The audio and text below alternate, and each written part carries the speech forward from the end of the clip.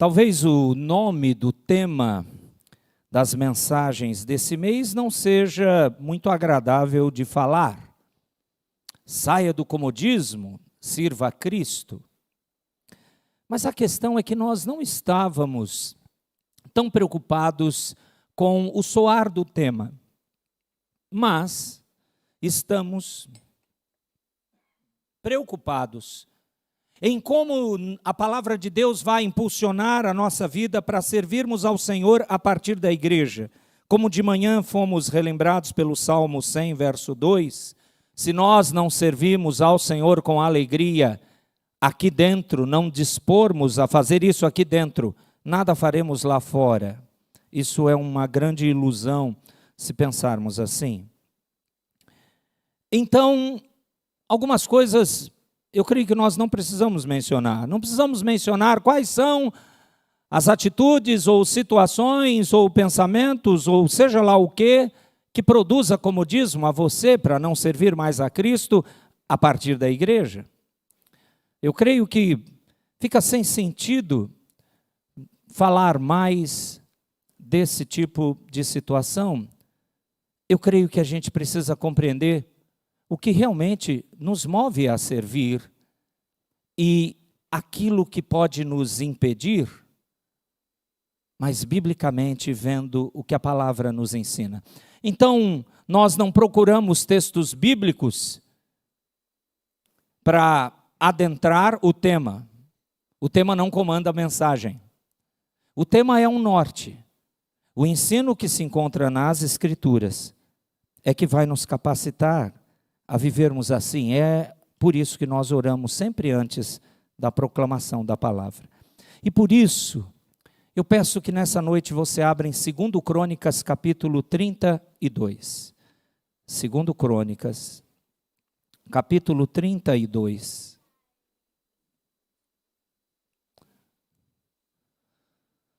O livro das Crônicas, amados, foi escrito pós-exílio, pós-cativeiro da Babilônia.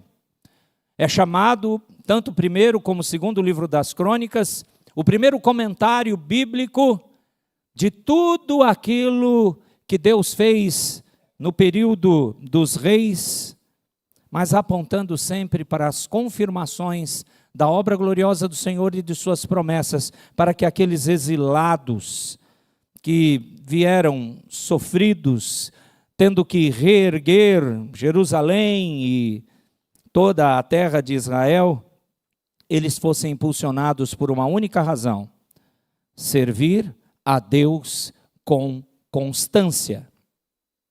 E esse trecho vai nos relembrar esse tema: servir a Deus com constância. Segundo o livro das Crônicas, capítulo 32, versos 24 a 31. Segundo o livro das Crônicas, capítulo 32, de 24 a 31.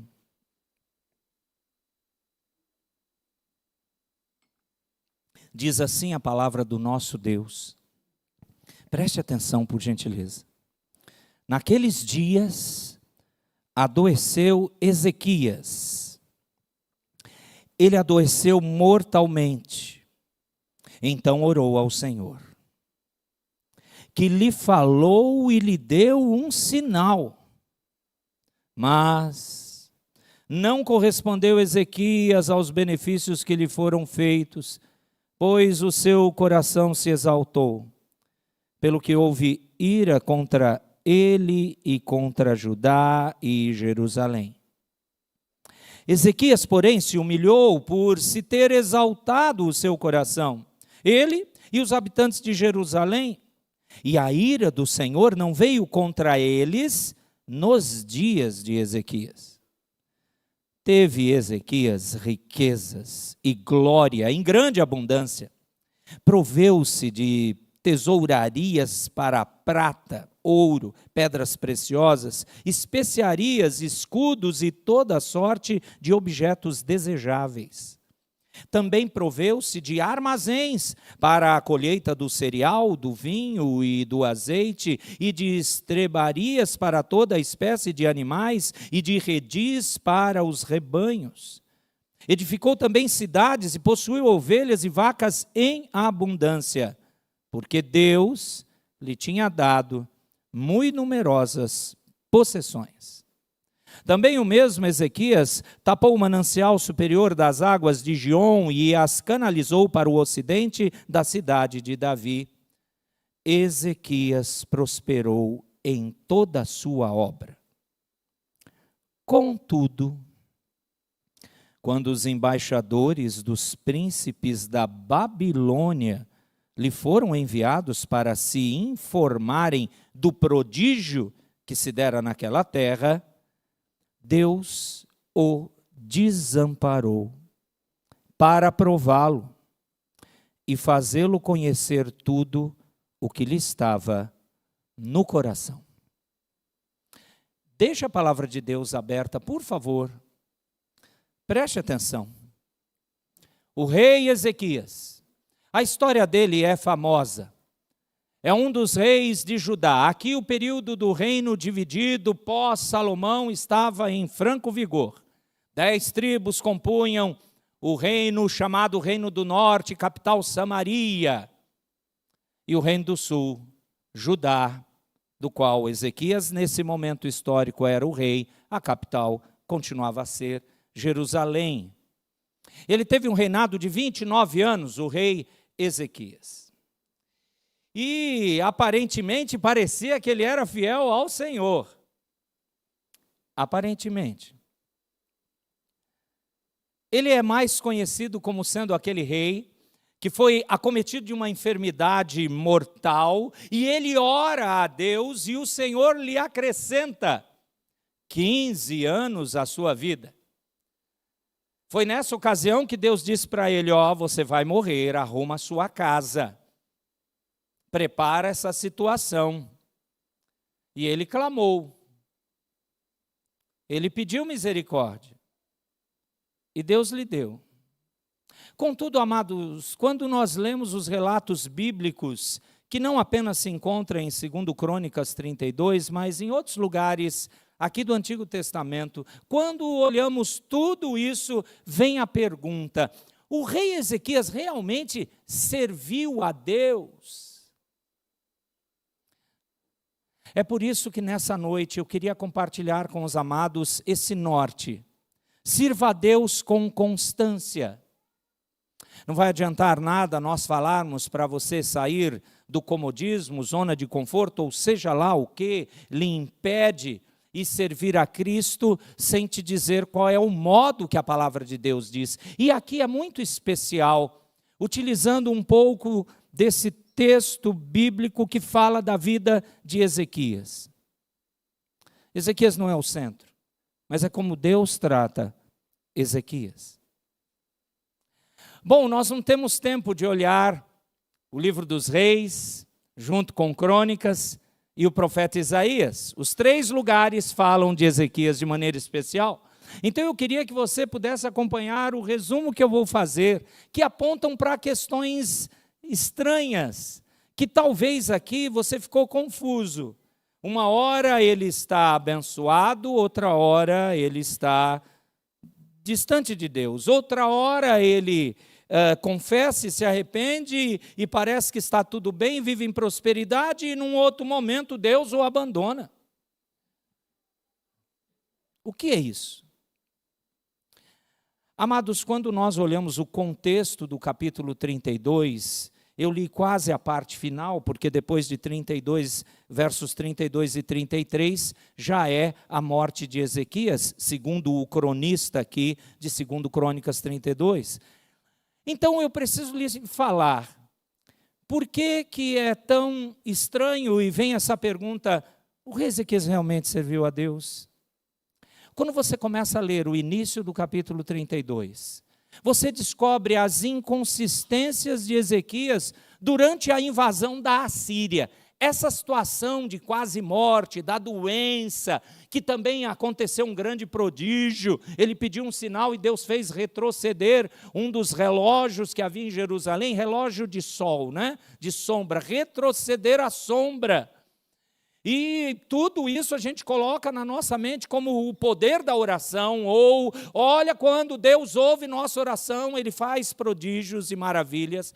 Nós talvez tenhamos em nossa mente que Deus cura as enfermidades, e tudo isso é verdade, mas a gente precisa juntar as histórias aqui.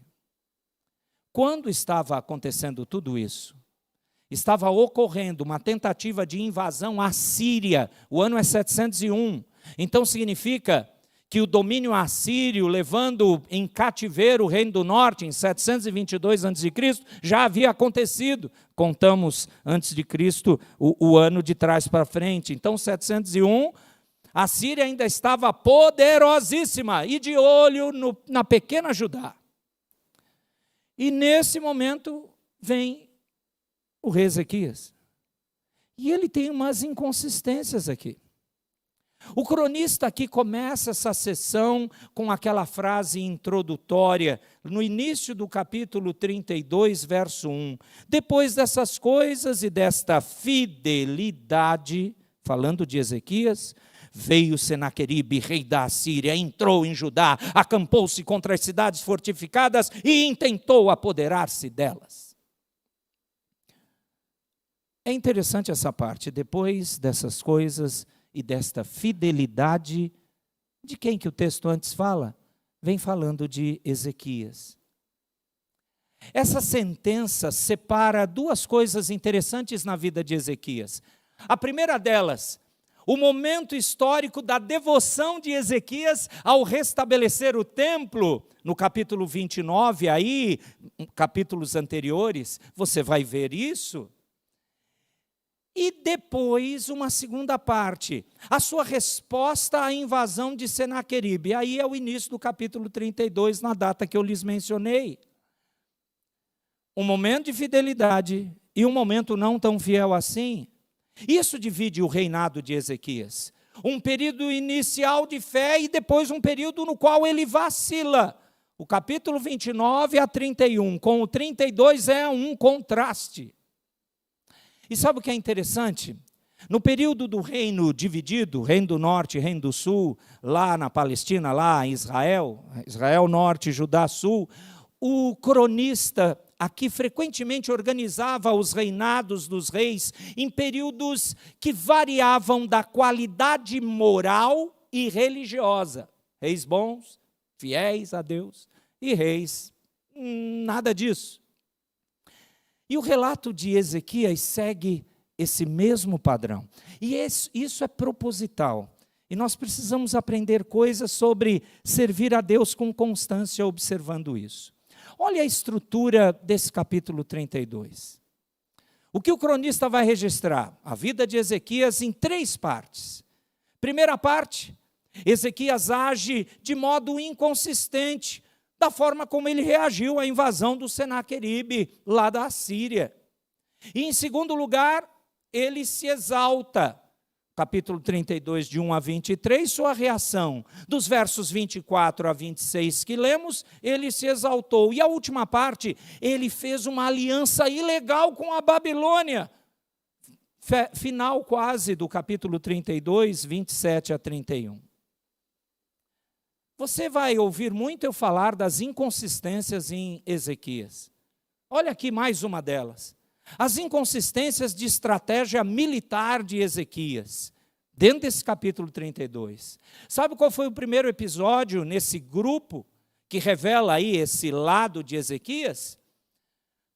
É que isso não é mostrado em capítulos anteriores. Quando ele foi ameaçado pelo invasor assírio, o Senaqueribe, Ezequias primeiro se voltou para o poder humano.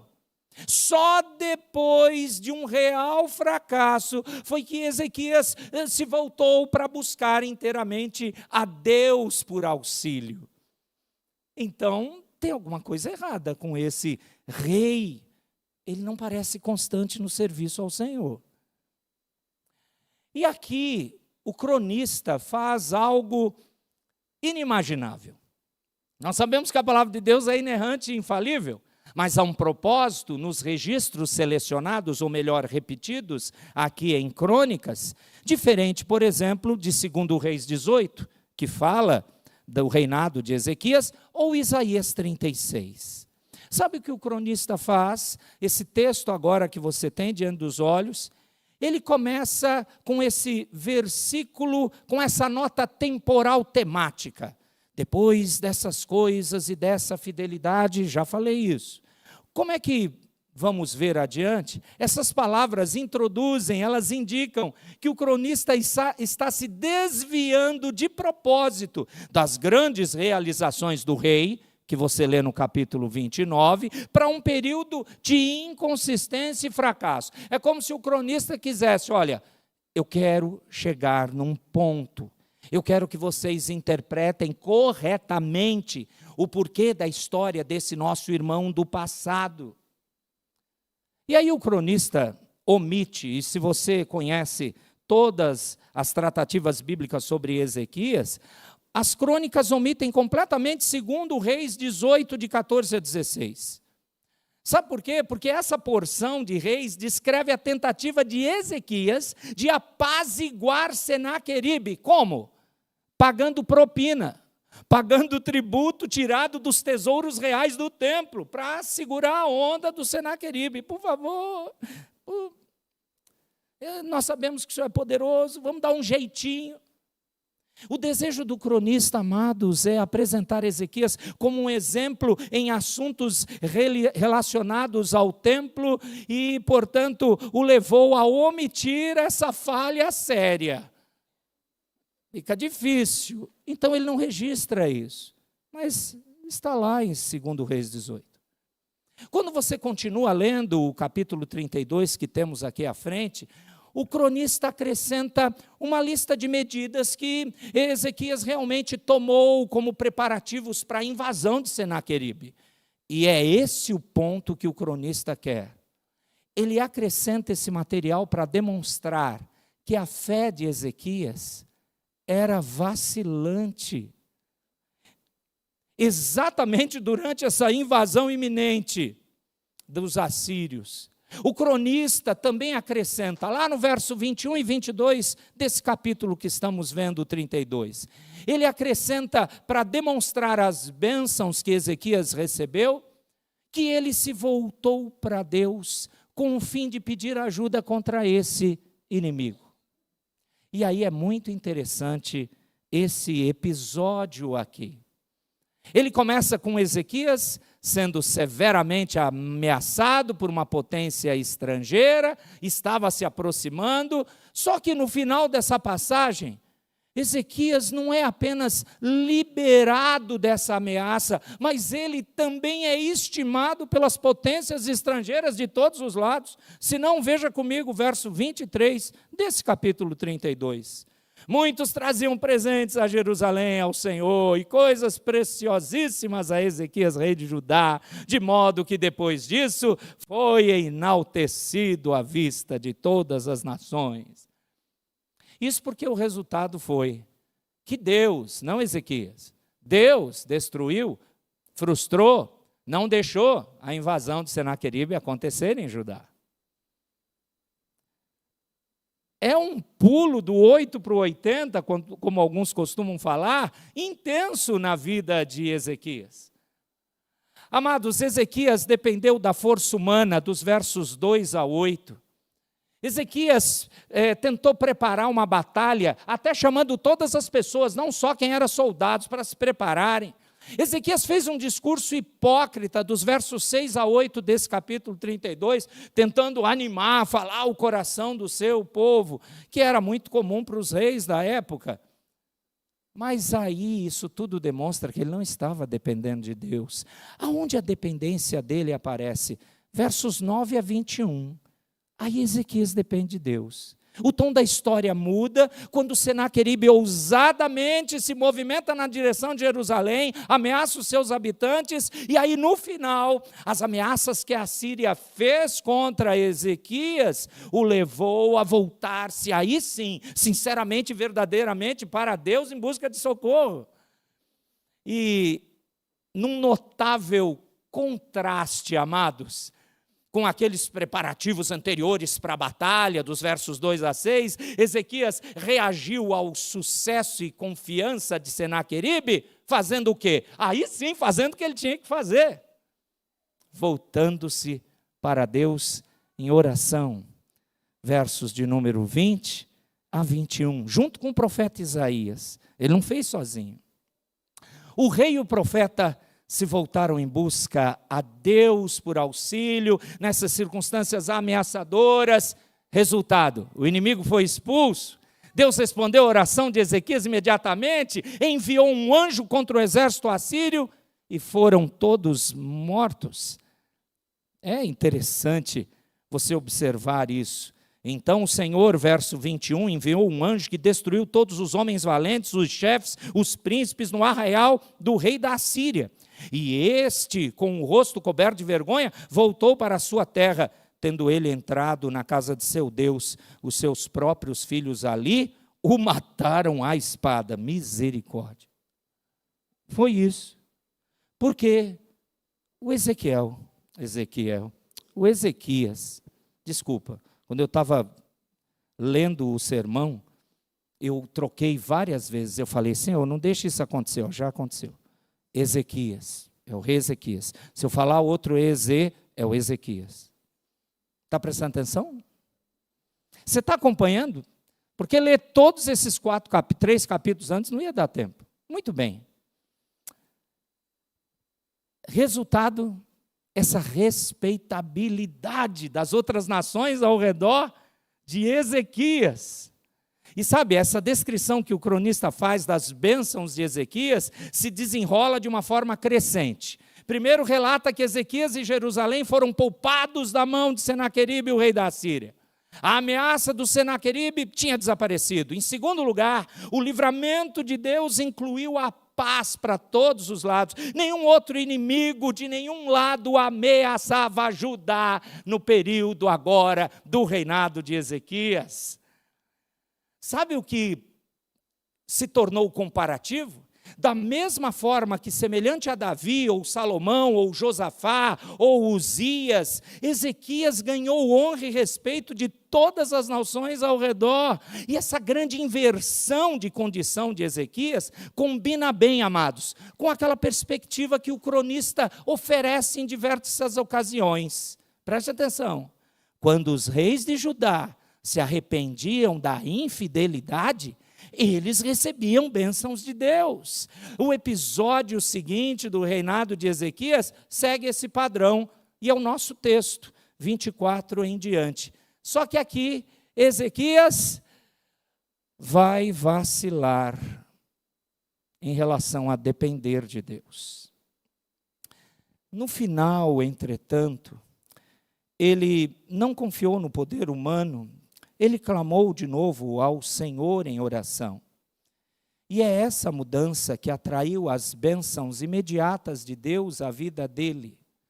Então, o cronista relata a fé, a oração inconsistentes de Ezequias para falar as necessidades daqueles leitores pós-exílio que estavam recebendo essa como sendo o primeiro comentário bíblico de como Deus tem cumprido sua vontade cuidando do seu povo. Preste atenção no propósito dos cronistas, e eu quero fechar esse voo histórico. Da mesma forma, irmãos, que aqueles que retornaram do exílio estavam batalhando, reconstruir Jerusalém, estamos falando pós-exílio. O povo que recebeu esse comentário para entender a história já passada dos reis antes do cativeiro da Babilônia. Esse pessoal que estava voltando para poder iniciar na sua terra natal, estavam em condições muito complicadas de se reunir, de reconstruir o reino. Eles certamente, eles falharam em viver à altura das ideias de fidelidade e de serviço ao Senhor constantemente. Com certeza eles falharam nisso. Então, a esperança para eles havia, para aqueles que vacilavam, por conta da história de Ezequias. O exemplo de Ezequias ilustrava que, mesmo aqueles que falhavam, podiam encontrar a misericórdia quando clamassem a Deus por socorro. As bênçãos não eram reservadas apenas para aqueles que alcançavam a obediência perfeita, mas para aqueles que, no final, chegavam ao arrependimento. Então, era encorajador isso, apesar das ações de Ezequias. Entre no nosso texto, 24 a 31. O que você tem? Eu não vou reler, eu quero que você olhe. Versos 24 a 26. Há um orgulho inconsistente de Ezequias. Essa é a segunda avaliação do cronista em relação à reação dele àquela ação horrível de Senaqueribe, a tentativa. Em certa ocasião, durante os problemas com a Assíria, Ezequias caiu doente e recebeu uma cura miraculosa. É isso aqui. Em lugar de se humilhar com sua gratidão, entretanto, Ezequias se tornou arrogante e incorreu na ira divina. E mesmo assim, Ezequias se arrependeu do seu orgulho, finalmente recebeu bênçãos de Deus.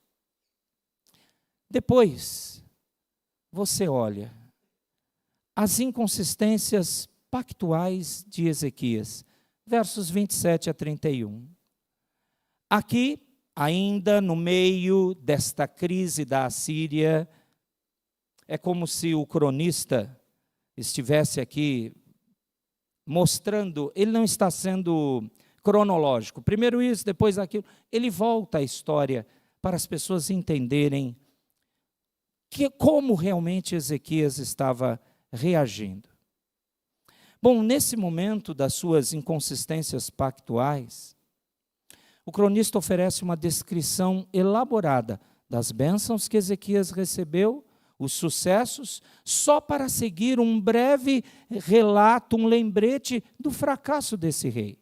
Quais foram os sucessos? 27 a 30. A gente pode observar que brevemente, aqui o texto estabelece o ambiente para esse exemplo aqui. Depois de restabelecer o templo, capítulo 29, Deus abençoou Ezequias de muitas maneiras. Ezequias adquirira muitas riquezas e glória, primeira parte do verso 27. Ele também se engajara numa diversidade de projetos, construções, grandes riquezas, tesourarias, armazéns, estrebarias, etc. Cidades ele construiu, para formar então uma proteção em torno das suas realizações. E aí o cronista explica que Deus lhe tinha dado muito numerosa possessão. O verso 29 também nos ajuda nisso. Depois das suas obras no templo, Ezequias alcançou esse ápice, esse ponto alto de prosperidade. Mas aí ele fracassa. Verso 31. E qual é o fracasso? O toque sutil do cronista em breve alusão àqueles emissários babilônios. Verso 31, está diante dos seus olhos. Quando a gente lê 2 Crônicas 20, irmãos, Ezequias exibiu suas riquezas todas aos babilônios. E esse movimento, sabe por que isso aconteceu? Foi uma tentativa de estabelecer uma aliança com um inimigo oriental da Assíria. Bom, se eu sou amigo do inimigo do meu inimigo, ele é meu amigo. Então foi isso que Ezequias pensou. Deixa eu fazer uma média aqui com a Babilônia. Foi por isso que ele mostrou as suas riquezas. Isaías repreende ao rei Ezequias nessa tentativa, segundo Reis 20, depois você veja. E da mesma forma que ele havia alertado o antigo rei, o Acás, contra a aliança com a Síria, agora ele estava falando contra o rei Ezequias, que qualquer tentativa de se aliar à Babilônia, sabe o que iria resultar? Ezequias ia perder todas as suas riquezas e iria para os babilônios. Acorda, Ezequias, o que é isso?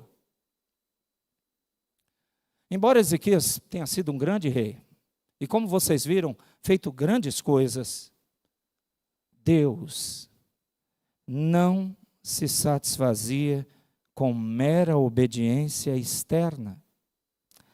Ele, o nosso Deus, desejava e deseja devoção de todo o coração da parte do seu povo. Essa foi a vida do rei Ezequias. E agora?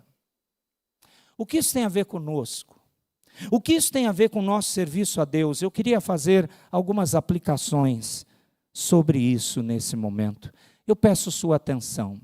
Eu sei, amados, falar do contexto histórico, principalmente do período dos reis, a partir de crônicas, dá muito trabalho. Eu nem lhes digo o tempo que foi resumir tudo isso. Porque se não falasse nada e só ficasse aqui, ia ter algumas coisas que a gente precisava citar os outros textos, para que haja clareza. E aí você precisa forçar a sua mente para prestar atenção. O Espírito Santo de Deus, ele trabalha de maneira sobrenatural, mas não por osmose. Você precisa prestar atenção. Você prestou atenção ao rei Ezequias? Você viu que ele tinha altos e baixos na sua constância de fé? Uma hora confiando em si, outra hora fazendo conchavos, outra hora se arrependendo, confiando em Deus. Eu creio que a marca que deve guiar esse nosso texto é exatamente o que diz verso 24 e 25. De novo, isso tem que ficar gravado. Naqueles dias adoeceu Ezequias mortalmente. Então orou ao Senhor, que lhe falou e lhe deu um sinal. O sinal foi poderoso, ele foi curado. Verso 25, vamos ler juntos? Mas não correspondeu Ezequias a benefícios que lhe foram feitos, pois o seu coração se exaltou, pelo que houve ira contra ele e contra Judá e Jerusalém. Ele não correspondeu aos benefícios e ele se exaltou. Que aplicações tiramos para nós? Estamos falando de servir a Deus constantemente. Não de vez em quando, não de maneira oscilante. Primeira aplicação. As inconstâncias no servir a Deus mostram uma mente dividida entre confiar em Deus ou confiar em nós mesmos. É isso mesmo que nós aprendemos com esse texto. Sabe, amados, os reis de Israel, todos eles, representavam um tipo de Cristo, sabiam disso? Os reis serviam a Deus na preservação do seu povo, governando para proteger as fronteiras, agir de forma a cuidar do social da sua população, mas esses mesmos reis eram os primeiros e grandes exemplos que guiavam o povo a uma firmeza de fé mais consistente em Deus. Eram os grandes exemplos. E o povo seguia o seu rei, era assim o entendimento. Eles eram os mediadores, eles junto com os sacerdotes, mas o rei tinha esse papel também. Por isso que os vacilos do rei iriam repercutir na falta de constância de serviço a Deus por parte do povo. É essa mente dividida que aponta para uma pergunta: a quem você serve? Amados, nós sempre precisamos servir a Deus a partir da igreja. E você nem precisa inventar encargos ou cargos e posições. É necessário. Sempre pessoas para louvarem ao Senhor, sempre pessoas para administrarem as coisas do Senhor, sempre pessoas para guiarem outras a conhecer mais a palavra e evangelismos, discipulados e recepções e plantar igrejas, ampliar o reino. Quantas coisas a partir da igreja, mas parece que a inconstância no serviço de Deus leva essa pergunta: a quem você serve? A segunda aplicação é a seguinte: fidelidade no servir ao Senhor é a única atitude correta em resposta aos benefícios que Ele nos dá. Isso mesmo. Fidelidade ao servir ao Senhor é que é a resposta óbvia. É aquela que tem que acontecer em relação aos benefícios que Ele nos dá. Irmãos, o rei Ezequias, ele não correspondeu aos benefícios que lhe foram dados. Ele não foi fiel. Sabe, amados, nós estamos tão acostumados, talvez com a nossa sociedade meia boca em tudo, estamos tão assim introjetados nisso, nos acostumamos, é o que eu quero dizer, não que nós sejamos meia boca, por gentileza, mas a gente está num meio tão assim, sem compromisso, com tantas mentiras e falsidades ao nosso redor, estamos tão acostumados a um serviço de segunda categoria, que parece que não almejamos, não desejamos nos entregar a um serviço mais intenso de coração ao Senhor. E sempre que eu penso nisso, eu lembro do apóstolo Paulo. Em 2 Coríntios 12, 15, Paulo fala assim: eu, de boa vontade, me gastarei, e ainda me deixarei gastar em prol da vossa alma. Gastar, se entregar para o serviço. Fidelidade. Deus nos faz coisas tremendas. Amados, Ele nos salvou, Ele nos redimiu, perdoou todos os nossos pecados, nada nos separará do amor dEle, portanto nós devemos servi-lo por conta do impulsionador que são, aliás, os benefícios que Ele nos tem feito. E isso nos impulsiona sim, e Ele quer o nosso serviço, nossa entrega, nossa disposição cada vez mais, e não menos. A inconstância mostra coração dividido. A quem servimos? Fidelidade para servir ao Senhor é resposta correta aos benefícios que Ele faz. Terceira e última aplicação. Servir ao Senhor nos traz bênçãos. Servir ao Senhor nos traz bênçãos, mas isso não nos deve fazer-nos nos exaltar. Não nos deve criar arrogância, orgulho, soberba. Vou repetir. Servir ao Senhor nos traz bênçãos, mas isso não nos deve exaltar. O rei Ezequias, ele se exaltou por tudo que Deus fez quando ele o servia. E por isso é que Deus tratou a ele. Deus o abençoou e chegou uma hora que ele ficou exaltado com isso. O serviço, amados, que glorifica a Deus é o serviço humilde, constante, dependente exclusivamente do Senhor. É esse serviço que glorifica a Deus. Nesse ponto, amados, o rei Ezequias é um contraste de um outro rei. O Rei dos Reis, o Senhor Jesus Cristo. Porque o Senhor Jesus Cristo, Ele serviu humildemente. Na verdade, Ele se humilhou para poder servir. Se tornou figura humana. Foi obediente até a morte, e morte de cruz. A sua comida e bebida era fazer a vontade do Pai. Nada mais, nada além do que isso. Conclusão. Eu quero convidar você, querido, a começar dos membros, aqueles que no final desse ano está se aproximando, se tornarão membros, e aí no momento oportuno você vai poder fazer isso. Eu quero convidar a todos da nossa igreja a servir a Deus aqui na igreja, de forma constante, de forma fiel e humildemente, para a glória do nosso Deus. Amém. Você pode ficar de pé comigo nessa hora, por favor. Nós vamos orar.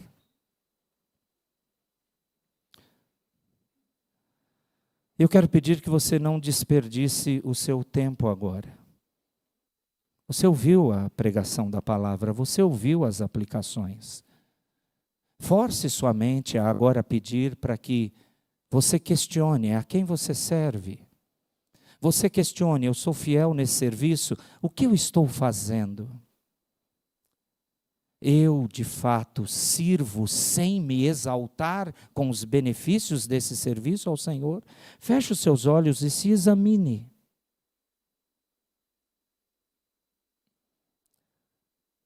Senhor Deus, nós todos estamos, como sempre, diante dos teus olhos penetrantes,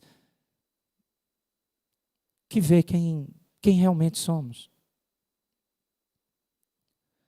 Pai, nós temos um desejo, o teu povo tem esse desejo. Queremos te servir dessa maneira, constante, sem vacilos, fiel, ó Deus, não colocando outras razões no lugar e de maneira humilde, sem exaltação, sem orgulho.